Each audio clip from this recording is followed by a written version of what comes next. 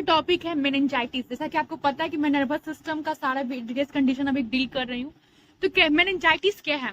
तो आइटिस का मतलब क्या होता है? इन्फ्लामेशन हो जाना, स्वेलिंग हो जाना, ठीक है। और मेनिंजिस का मतलब, जो मेनिंजाइटिस है इसको ब्रेक करते हैं। आइटिस का मतलब इन्फ्लामेशन। और मेनिंजिस क्या होता है? मेनिंजिस जो है एक प्रोटेक्टिव कवरिंग होता है ब्रेन का सुरक्षा कवच बोल सकते हैं, ठीक है। तो मेनिंजिस जो है एक प्रोटेक्टिव कवरिंग होता है किसका? ब्रेन का और स्पाइनल कॉर्ड का। यानी जो ब्रेन है, ये ब्रेन है, ठीक है। ये जो ब्रेन होता है, ये जो स्पाइनल कॉर्ड है, ये स्पाइनल कॉर्ड और ब्रेन को कौन कवर करता है? प्रोटेक्टिव कवरिंग कौन होता है? तो ये मेनिंजिस लेयर होता है, ठीक है। और मेनिंजिस जो होता है वो 3 लेयर का होता है। कौन कौन सा लेयर होता है? ड्यूरा मैटर का बना होता है, आर्कनोइड मैटर होता है और पिया मैटर होता है। आगे डायग्राम से भी समझेंगे।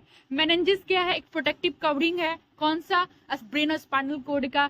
मेनिंजिस जो है 3 लेयर का बना होता है, ड्यूरा मैटर, आर्कनोइड मैटर और पिया मैटर। ये जब समझना बहुत जरूरी है।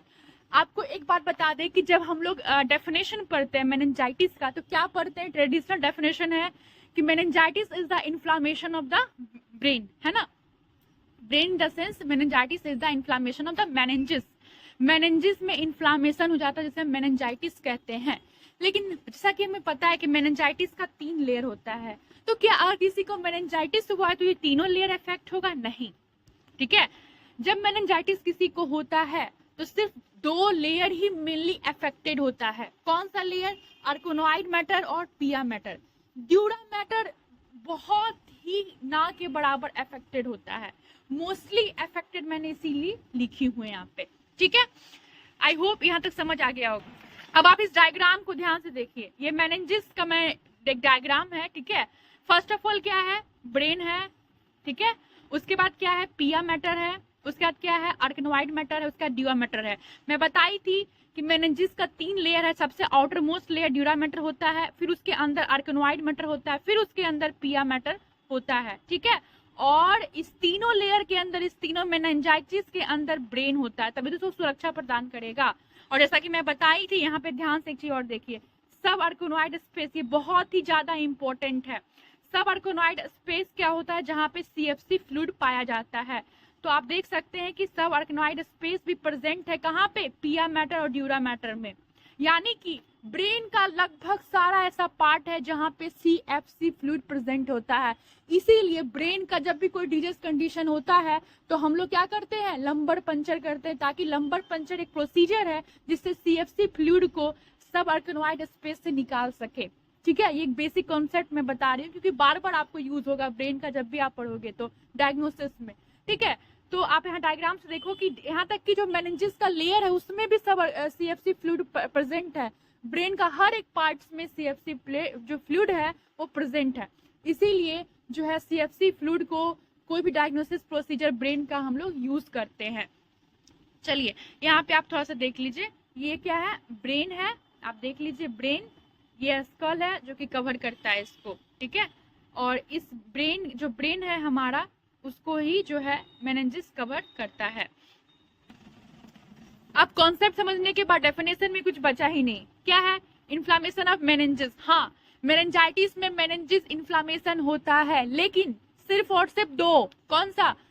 जो अपर पार्ट है ड्यूरा मैटर, उसको छोड़ के आर्कनोइड मैटर और पिया मैटर, ठीक है।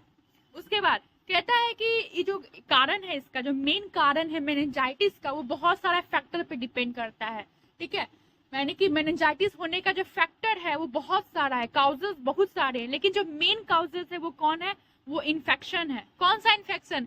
बैक्टीरिया से होने वाली इन्फेक्शन, वायरल से होने वाली इन्फेक्शन, फंगस से होने वाली इन्फेक्शन, ठीक है।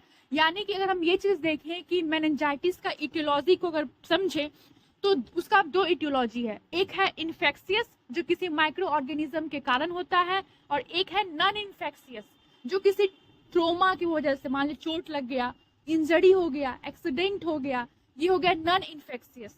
तो 2 भाग में क्लासिफाई, उसको हम डिटेल में समझेंगे, यही कह रहा है। नेक्स्ट अगर हम देखते हैं तो कहता है कि जो मेन सिम्टम्स है मेनिंजाइटिस के वो है हेडेक। मेनिंजाइटिस में हेडेक बहुत ज्यादा होता है, फीवर, नेक स्टिफनेस। याद रखिएगा कभी भी एग्जाम में, कॉम्पिटिटिव एग्जाम हो या फिर जो आप नॉर्मल देने जाते हैं यूनिवर्सिटी एग्जाम, उसमें भी अगर आपको मेनिंजाइटिस का सिम्टम्स लिखना हो तो ये जो सिम्टम्स है हेडेक, फीवर, स्टिफ नेक, सबसे पहले आपको लिखना होगा, क्योंकि इस 3 सिम्टम्स को, हेडेक, फीवर और स्टिफ नेक के सिम्टम्स को हम क्या बोलते हैं, हॉल मार्क सिम्टम्स। ये आगे और पढ़ना है हम लोगों को, ठीक है। चलिए अब बात करते हैं इटियोलॉजी की। इटियोलॉजी की बात करते हैं तो पहला क्या बोल रहा है, मैं बताई थी इटियोलॉजी जो मेनिंजाइटिस का है वो 2 भाग में क्लासिफाई हुआ, इन्फेक्शियस में और नॉन इन्फेक्शियस। इन्फेक्शियस का मतलब इन्फेक्शन से जो किसी माइक्रो ऑर्गेनिज्म के कारण हो। तो फर्स्ट ऑफ ऑल है बैक्टीरियल मेनिंजाइटिस, यानी कि याद रखिएगा जो इन्फेक्शियस जो इटियोलॉजी है उसमें सबसे ज्यादा जो फेमस है, यानी कि सबसे ज्यादा जो मेन इटियोलॉजी है वो बैक्टीरिया है, ठीक है। तो कहता है कि acute bacterial meningitis usually occur when bacteria enters the blood stream and migrate to brain and spinal cord। कुछ नहीं कह रहा है कि बैक्टीरियल मेनिंजाइटिस जो है वो तभी होगा जब कोई बैक्टीरिया ब्लड स्ट्रीम में इंटर कर गया। जैसे कि कैसे इंटर कर गया, कोई ट्रॉमा हुआ, ऐसे देखिए ट्रॉमा तो नॉन इन्फेक्शियस में आ जाता है। जैसे कि बॉडी में कोई इन्फेक्शन हुआ, ठीक है। अब जो बॉडी में इन्फेक्शन हुआ तो वो ब्लड जो है सारी जगह ट्रेवल कर रहा है, आपके ब्रेन में जा रहा है, किडनी में जा रहा है, लीवर में जा रहा है, सारे बॉडी में ट्रेवल कर रहा है सर्कुलेटरी सिस्टम। तो जहां पे इन्फेक्शन हुआ है वो ब्लड तो कंटामिनेटेड हो गया बैक्टीरिया से, जब वो ब्लड ब्रेन में जाएगा, ठीक है, तो उसके कारण वहां पे बैक्टीरिया जो है ब्रेन में चला गया। अब उस बैक्टीरिया के कारण मेनिंजाइटिस अकर कर जाता है उस ब्लड स्ट्रीम से, यानी कि बैक्टीरियल मेनिंजाइटिस में ब्लड स्ट्रीम से फैलता है ब्रेन और स्पाइनल कोड में। बस यही समझना है। देखिए मोस्ट कॉमन जो बैक्टीरिया है वो है माइकोबैक्टीरियम ट्यूबरक्लोसिस, जैसे ट्यूबरक्लोसिस हो गया, टीबी जिससे होता है ना। उसके बाद स्ट्रिप्टोकोकस निमोनियाई जिससे निमोनिया होता है, नेजेरिया, सब कॉमन है, आप नाम जानते हैं। अब बात करते हैं वायरल मेनिंजाइटिस की। तो अगर वायरल मेनिंजाइटिस की बात करें तो बहुत कम देखने को मिलता है। मैं बताई थी इन्फेक्शियस में सबसे ज्यादा बैक्टीरियल मेनिंजाइटिस देखने को मिलता है, वायरल मेनिंजाइटिस बहुत ही कम देखने को मिलती है, ठीक है। तो मोस्ट जो कॉमन है वायरल का वो है हर्पिस सिम्प्लेक्स, वेरिसेला, जोस्ट्रिया वायरस, ये नाम है, आप याद रखिएगा। दूसरा है फंगल मेनिंजाइटिस। फंगल मेनिंजाइटिस की बात करें तो ये बहुत रेयर है, सबसे ज्यादा बैक्टीरिया, उससे कम जो होता है वो वायरल होता है, सबसे कम फंगल होता है इन्फेक्शियस में। तो फंगल मेनिंजाइटिस रेयर है, ठीक है, बट अगर हो गया तो एक लाइफ थ्रेटनिंग कंडीशन जनरेट कर सकता है। एग्जाम्पल कैंडिडा, ठीक है, नाम याद रखिएगा, जरूरी होता है। अब बात करते हैं नॉन इन्फेक्शियस मेनिंजाइटिस की। कहता है कि in this type meningitis is not spread from person to person. Non infectious meningitis में ये नहीं है कि किसी को मेनिंजाइटिस हुआ है उसके बगल में या फिर किसी कंटामिनेशन के कारण उस व्यक्ति से कंटामिनेशन की वजह से दूसरे व्यक्ति को हो गया, यानी कि नॉन इन्फेक्शियस क्या होता है, हम जानते हैं कि नॉन इन्फेक्शियस जो होता है वो नॉन स्प्रेडेबल होता है, वो फैलता नहीं है। इन्फेक्शियस जो है वो स्प्रेडेबल होता है, ये क्या होता है, नॉन स्प्रेडेबल होता है। अब बात करते हैं नॉन इन्फेक्शियस जो मेनिंजाइटिस है उसका जो कारण क्या है। तो देखते हैं कि फर्स्ट ऑफ ऑल कैंसर की वजह से हो सकता है। दूसरा है systematic lupus erythematosus. Basically systematic lupus erythematosus करने का क्या मतलब हुआ, ये एक ऑटो इम्यून डिसऑर्डर है जिसमें कि क्या होता है, इम्यून सिस्टम अपने बॉडी के नॉर्मल सेल्स को किल करने लगते हैं, जिसकी वजह से बॉडी में बहुत ही ज्यादा जो है सीवियर रेसेस उत्पन्न होती है। हेड इंजरी के कारण भी होगा। हेड इंजरी के कारण क्यों होगा, इसलिए होगा क्योंकि जहां पे इंजरी हुआ है उस साइट में क्या होगा कि माइक्रो ऑर्गेनिज्म जो है इन्वेड करेंगे, इन्वेड करके वो क्या करेंगे, ब्लड सर्कुलेशन में जाएंगे। ब्लड सर्कुलेशन में जाने के बाद क्या होगा कि ब्लड ब्रेन बैरियर से वो क्रॉस करेंगे और वो फिर ब्रेन में जो है मेनिंजाइटिस का एक काउज करेंगे। नेक्स्ट बात करते हैं पैथोलॉजी की। कहता है ड्यू टू इटियोलॉजिकल फैक्टर, कई सारे इटियोलॉजी मैं बताई हूँ, मैं एग्जाम्पल में लेती हूँ हेड इंजरी, ठीक है। तो हेड इंजरी एक इटियोलॉजी है। दूसरा चीज क्या है कि organism inter into blood stream and cross blood brain barrier. ये क्या कह रहा है कि हेड इंजरी हुआ तो लॉजिक सी बात है कि वहां पे साइट की वजह से वहां पे माइक्रो ऑर्गेनिज्म इंटर किए, इन्वेड किए। इन्वेड का मतलब होता है इंटर करना, ठीक है। उसके बाद ब्लड सर्कुलेशन में गए, ब्लड सर्कुलेशन में जाने के बाद जब उसको ब्रेन में जाना होगा, कोई भी चीज, कोई भी सबस्टांस को, हमारे बॉडी के किसी भी सबस्टांस को अगर ब्रेन में जाना है तो उसे ब्लड ब्रेन बैरियर, जिसे BB कहते हैं, उसको क्रॉस करना पड़ता है। What is blood brain barrier? Blood brain barrier एक सिलेक्टिव परमिएबल मेम्ब्रेन होता है। सिलेक्टिव, इसके वर्ड में ही है सिलेक्टिव, मतलब कि ब्रेन में जो भी चीजें जाएंगी उसको सिलेक्ट करके ही ये भेजता है। फॉर एग्जाम्पल, जैसे कि आपने देखा होगा कि अगर आप सेलिब्रिटी या बड़े लोगों से मिलने के लिए एक विजिटिंग कार्ड होता है, अगर आपके पास विजिटिंग कार्ड है तो बाहर में जो दरबान बैठा है, ठीक है, चौकीदार जो बैठा हुआ है, वो आपको चेक करे आपके पास विजिटिंग कार्ड है या नहीं है, उसके बाद ही आप जो है बड़े लोगों से मिल सकते हैं। Just like that blood brain barrier act as a selective permeable membrane. ये दरबान टाइप से है हमारे ब्रेन का, ठीक है। तो उसके बाद क्या कर रहा है? Initiate inflammatory response. अब देखिए, अब हमारा जो बैक्टीरिया है जब चला गया ब्रेन में, तो बैक्टीरिया का एक जो है एक कहीं ना कहीं रिलेशन होता है इन्फेक्शन से। बैक्टीरिया गया तो इन्फेक्शन होगा ही। अगर इन्फेक्शन हुआ तो क्या हमारा बॉडी चुप रहेगा? नहीं ना। अगर आपके घर में कोई घुस जाएगा, आप चुप रहोगे? नहीं, आप रिस्पॉन्स करोगे ना। ठीक उसी तरीके से हमारा बॉडी भी रिस्पॉन्स करता है, ठीक है, जिसे हम इन्फ्लामेटरी रिस्पॉन्स बोलते हैं, क्योंकि इन्फेक्शन हुआ है इसीलिए। उसके बाद अब रिस्पॉन्स हो गया इन्फ्लामेटरी, तो कहता है कि reduce cerebral blood flow leads to altered cerebral tissue perfusion. ये क्या कहना चाह रहा है? इसको आप समझने के लिए मैं एक डायग्राम बना रही हूँ। देखिए, ये ब्लड वेसल्स है, इसमें जो है ब्लड जो है फ्लो कर रहा था, ठीक है। ये ब्रेन का कुछ टिश्यूज है, ये मैं क्या बना रही हूँ? ब्रेन टिश्यू बना रही हूँ। जो ब्लड, देखिए, इन्फ्लामेशन की वजह से अब क्या होगा?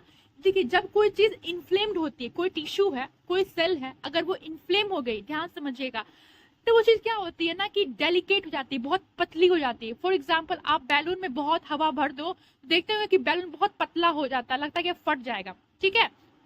उसी तरीके से जब ब्लड वेसल्स इन्फ्लेम हो गया, तो इन्फ्लेम्ड होने की वजह से क्या होता है? ये बहुत पतला होता है, जिसकी वजह से ब्लड जो है वो धीरे धीरे लीकेज करने लगता है, लीक आउट करने लगता है। अब वो जो ब्लड है वो आर्टरीज में या में मतलब फ्लो नहीं करेगा, बल्कि टिश्यू परफ्यूजन कर देगा। मतलब कि जो ब्लड आर्टरी में था वो धीरे धीरे लीक आउट होके वो कहाँ जाएगा? सेल और ब्रेन के जो टिश्यूज है उसमें इंटर करने लगेंगे। समझ रहे हैं? पहले क्या नॉर्मल कंडीशन क्या होता है कि आर्टरीज जो है टिश्यू के पास जाता है, नहीं, अब आर्टरी से लीकेज होकर डायरेक्ट टिश्यू में जा रहा है, जिसे हम टिश्यू परफ्यूजन कहते हैं। इस टर्मिनोलॉजी को टिश्यू परफ्यूजन कहते हैं। एक बार थोड़ा सा और देख लेते हैं। ये हमारा आर्टरी था, इसमें ब्लड ट्रेवल कर रहा था, ये ब्रेन के टिश्यू और सेल्स थे, लेकिन यहाँ पे लीकेज होने की वजह से डायरेक्ट टिश्यू को ब्लड जो है सप्लाई हो रहा है, ठीक है। तो इसी को हम टिश्यू परफ्यूजन कहते हैं। इस कंडीशन की वजह से क्या होता है, ध्यान समझिएगा, इन ICP यानी कि इंट्राक्रेनियल प्रेशर इंक्रीज कर जाता है। ऐसा क्यों होगा? देखिए, ऐसा इसलिए होगा कि हमारे बॉडी में, मैं कई बार बता चुकी हूँ, हमारे ब्रेन में जो प्रेशर होता है उसको ICP प्रेशर बोलते हैं। तो जो फ्लूइड आर्टरी में फ्लो करना चाहिए था, आर्टरी में सर्कुलेट करना चाहिए था, वो टिश्यू में चला गया है। इस तो ब्रेन के सेल और टिश्यू में चला गया है। जैसे कहते हैं ना कि ब्रेन में पानी भर गया, उस तरह से क्या हो रहा है कि ब्रेन के सेल्स में जो है खून जो है एक तरह से जाने लगा है, जमाव टाइप से होने लगा है। तो इस जो फ्लो और लीकेज की वजह से क्या हो रहा है? ब्लड क्या एक फ्लूइड है, और फ्लूइड जो होता है हमेशा जो है प्रेशर लगाता है। क्या करता है? प्रेशर लगाता है। तो इस वजह से जो है ICP इंक्रीज हो गया है। मैं ICP को कई बार बहुत ही डिटेल में बताई हूँ, इसलिए मैं अभी शॉर्ट में बता रही हूँ, ठीक है। चलिए, तो आई होप इसको समझ में आ गया होगा कि ICP है। ICP होने से फिर जो मेनिंजेस हैं उनमें इंजरी होती है। ICP इंक्रीज होगा तो इंजरी होगा, और इंजरी होगा तो फिर क्या होगा? वहां पे इन्फ्लामेशन होगा मेनिंजेस में, ठीक है। अब नेक्स्ट बात करते हैं, ये आप देख सकते हैं डायग्राम में ल्यूपस का डायग्राम है, रैसेस देखने को